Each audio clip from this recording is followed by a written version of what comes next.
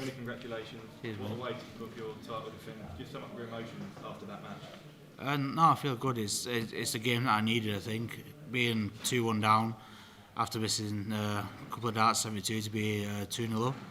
But then, yeah, it was nice to show that I've still got the fight. I still know how to battle back from wins. And yeah, the last 7 or 8 legs there, I think I played okay and managed to get the job done. It was just 5 darts at double. I could have made it a lot easier to win that last set 3-0. But no, I'm happy. I've got nice 11 days off now, chilled out, and yeah, a lot of practice to put in. Kevin threw everything at you in that match, particularly in the second and third set, but the way you responded must give you a lot of confidence.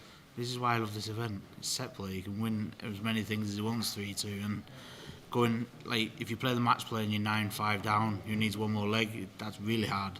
But being 2-1 down, you can still win 2 legs. As long as I win the third, I win the next set, and you can win another 2. As long as I win the next one, I still win.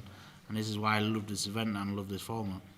When we spoke to you at the media day a couple of weeks ago, you said you felt like everything was coming together for you in practice. Do you feel like that's the most comfortable you've been on the big stage for quite a while? Yeah, I felt in a good rhythm. I know Kevin a couple of times being 2-2 or 2-1 started to stop on the hockey a bit, but I just kept myself in great focus, what I know what I've been doing. And a couple of key shots there was the 1-4-2, the 1-2-1, there was 83 in 2, the 65 was a key shot in 2 to win that, the fourth set. And that's what I've been doing in practice. The 180s annoyed me because there wasn't as many what I've been doing in practice, but like I say, I've got 11 days now to put even more things right, and I'm looking forward to it now. And today was your first time back at Ali Pali since your incredible win in January. What was it like walking through the building again and seeing your face on the Champions Wall? Seeing my face was good. I know it disappointed me when I didn't see him in Wolverhampton, but this is the big one, this is the main one. When I did see it, it made me happy. I'm finally on that wall, but when I arrived here, I still got the same butterflies that I've got for the last 13 years, driving up the hill, walking through the door. And I'm so glad it was. I'm glad it wasn't even more pressure upon myself, and just walking through, and yeah, when John shouted my name, the butterflies disappeared. I got the goosebumps as you seen me doing, but yeah, I just settled in really well, and just yeah, I'm thankful that I didn't teach myself, but I'm thankful it didn't happen to me. I didn't feel the nerves that I thought I would have felt. And a lot of the headlines pre-tournament are focused on the likes of Luke Humphries, Michael Van Gogh, but you're still reigning champion, you're still world number 1. Was that almost about proving a point tonight? No, they can speak about them all they want, as long as you don't put the pressure on them. I'll just work behind, not closed doors, but I'll just work backstage, I'll do my own thing and probably sneak through. And I think you've seen for the last 5 years, if I win the first round match, I've been in the final every single time, so it's always good. It's that little confidence that I need, and you can speak about them all that you want. Thanks, Michael. No, you're welcome. Michael, when you were 2-1 down, were there any demons upstairs starting to creep in? Obviously, TV form's not been great, and then Kevin comes back in. Was there any doubts? No, the worst thing he did was give it the big one.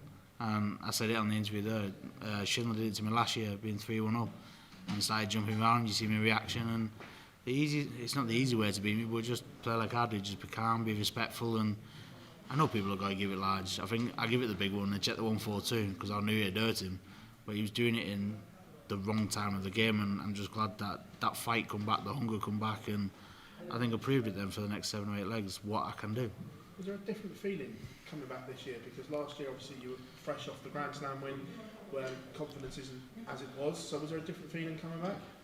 No, exactly the same feeling. Driving up the hill, 13 years on, he's still get the same goosebumps, the butterflies, and when John says my name, they all disappear. And I'm so glad when I was on the stage, I wasn't thinking about it. You're the defending champion, do this, do that, do that.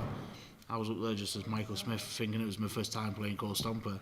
Just do things right and do the proper things. You've learnt a lot over the years. Now put it in active and put it to the plan that you come here with. I didn't plan going 2-2 or 2-1 down. I planned to win, and yeah, the plan come all together.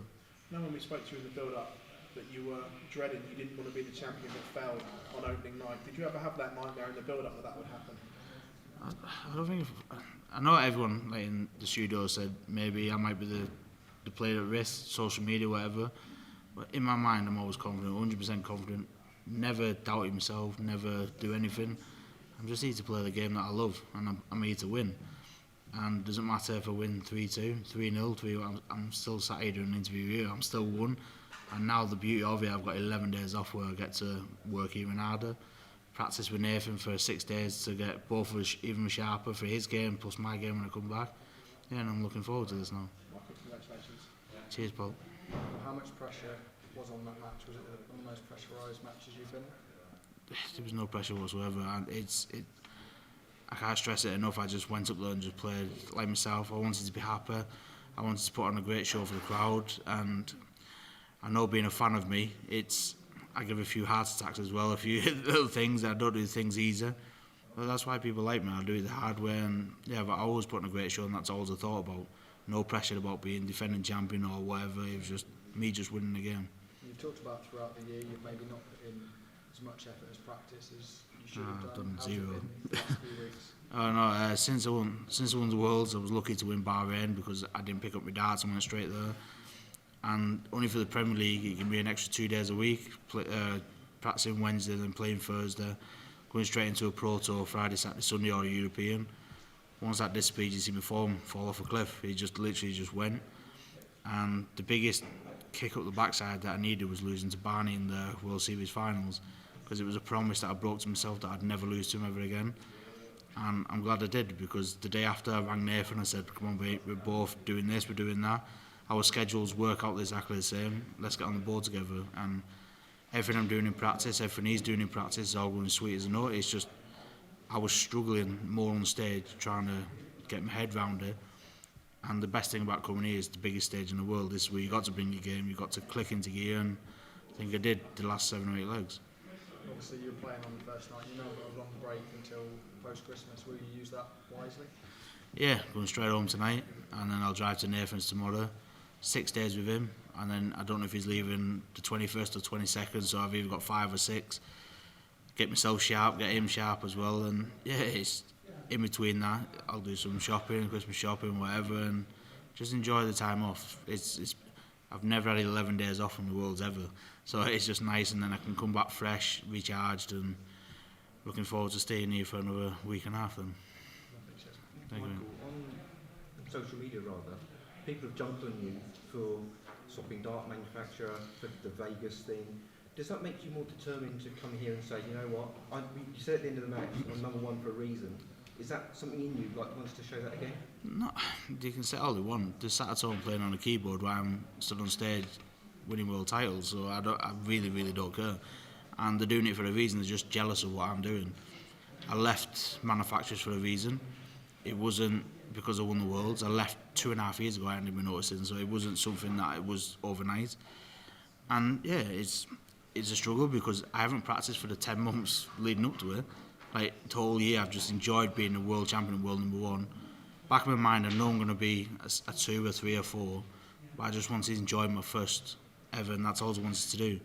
I've done every commitment that there is, media, darts or whatever, but away from that, I just want to be myself and enjoy it with my wife and kids. You're welcome. Michael, that's probably one of the best performances we've seen from a defending champion on opening night. Did you expect to play that well, and did you expect Kevin to play as well? No, I'm glad he played that well, because it gave me the boost that I needed, because that first set he didn't play great, neither did I managed to walk with it, and then I think it was a 2-0 up or 2-1 up in the next one, and I thought, right, just make this 2-0 up, and then it's an easy thing. So I'm not glad that I missed, because I could have made my life a lot easier.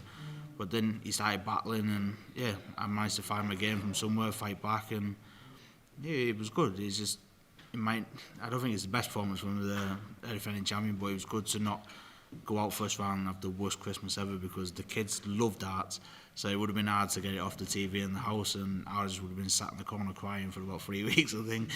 How important was it to put down a marker as well to the rest? I'm not bothered about markers, I'm just bothered about winning.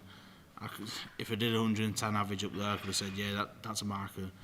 Stuff like Ice for Michael, Gez, whatever, they speak about markers, they speak about all that. I'm just here to play a game that I love. I'm here to play a game of darts. Doesn't matter if I'm not good enough or I am good enough, I'm just here to play and have fun.